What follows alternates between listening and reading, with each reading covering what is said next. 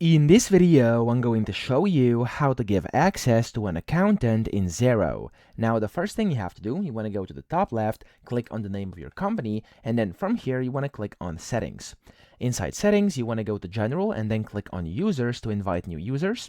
And then from here, as you can see, by default, there's going to be just yourself, and you can click on Invite a User top right. Now, when you do so, you want to put in their name. So for example, I'm going to name this one Sample Accountant like that, and their email as well over here. So just put in their email.